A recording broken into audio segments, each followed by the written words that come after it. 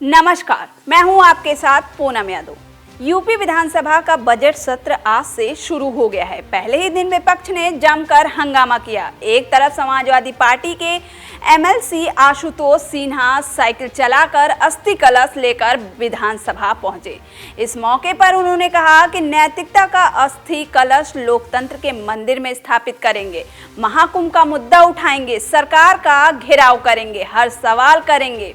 UP budget सत्र की शुरुआत होने से पहले समाजवादी पार्टी के विधायक विधानसभा में चौधरी चरण सिंह की प्रतिमा के पास धरना प्रदर्शन किया। उनके साथ नेता प्रतिपक्ष माता प्रसाद पांडे और वरिष्ठ सपा नेता राजेंद्र चौधरी भी मौजूद रहे।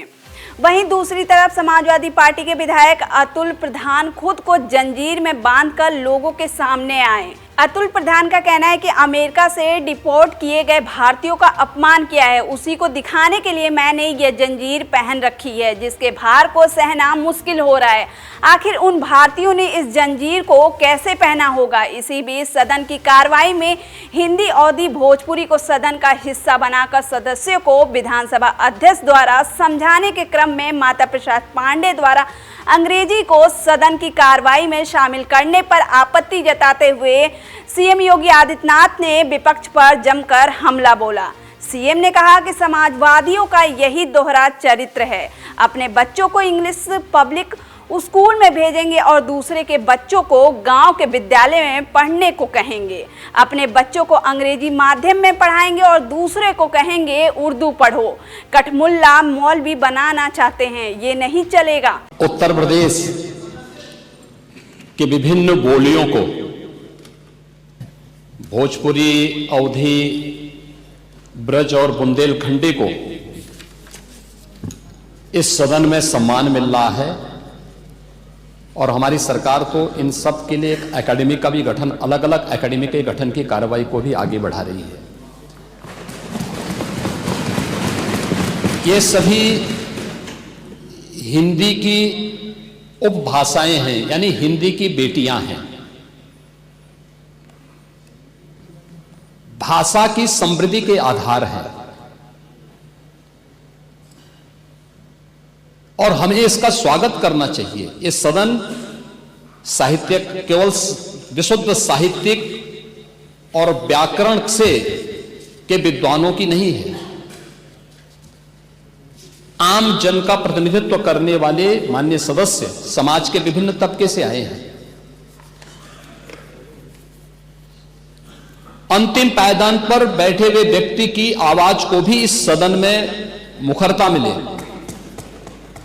इसके लिए अगर किसी को हिंदी में वह धारा प्रवाह नहीं बोल सकता तो उसको भोजपुरी में भी अपनी बात को रखने का अधिकार मिलना चाहिए, अवधी में, ब्रज में या बुंदेलखंडी में उसको रखने का अधिकार मिलना चाहिए। ये कौन सी बात हो गई कि भोजपुरी में ना बोले, अवधी में ना बोले, इसका विरोध अंग्रेजी का बुंदेलखंडी में ना बोले और उर्दू की आप वकालत कर रहे हैं। ये बड़ी विचित्र बात है।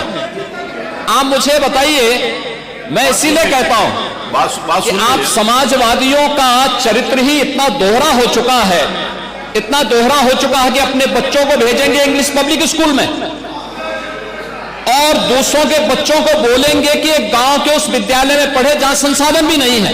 ये दोहरा आचरण और जाकी रही भावना जैसी प्रभु मोररी देखी तिन तैसी, यह तो आचरण आप लोगों का है।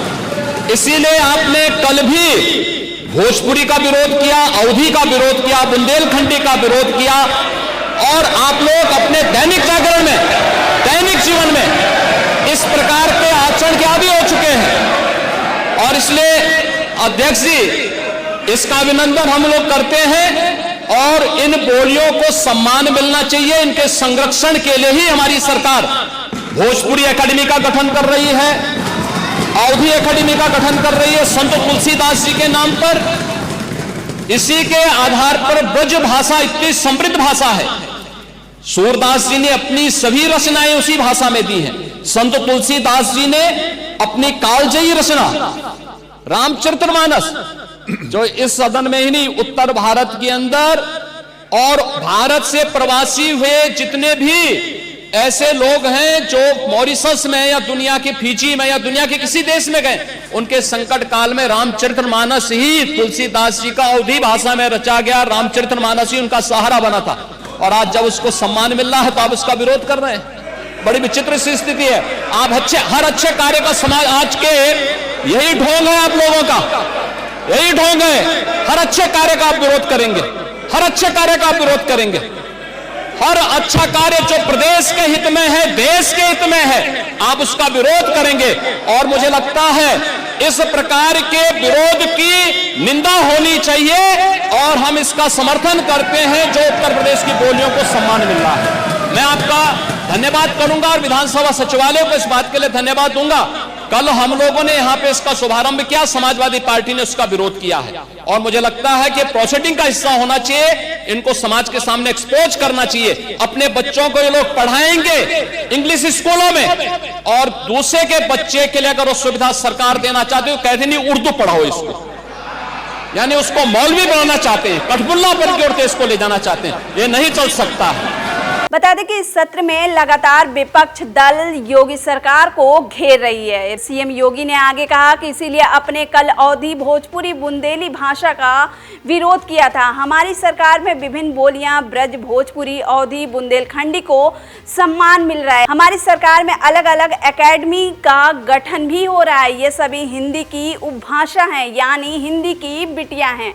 ये सदन विशुद्ध साहित्य और व्याकरण के विद्वानों का नहीं है। इस सदन में अलग अलग समाज से सदस्य यहाँ विभिन्न तबके से आए हैं। अंतिम पायदान के व्यक्ति की आवाज को सदन में मुखरता मिले, इसके लिए अगर वो हिंदी में असमर्थ हैं तो अवधी बुंदेलखंडी भोजपुरी जिसमें वो समर्थ हैं बोल सकते हैं।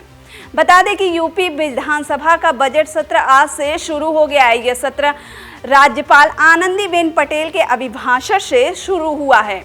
20 फरवरी को वित्त मंत्री सुरेश खन्ना बजट पेश करेंगे। इसके बाद 21 फरवरी को फिर से राज्यपाल के अभिभाषण पर चर्चा होगी। 22 व 23 फरवरी को शनिवार रविवार होने के कारण बैठक नहीं होगी। वहीं 24 फरवरी को आय व्यय पर चर्चा के साथ विधायी कार्य भी होंगे। 25 फरवरी को फिर से बजट पर चर्चा होगी। 26 फरवरी को महाशिवरात्रि है, लिहाजा अवकाश के कारण कार्रवाई नहीं होगी।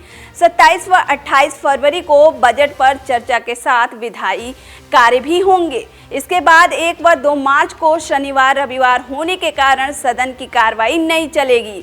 3 और 4 मार्च को विधायी कार्य होंगे।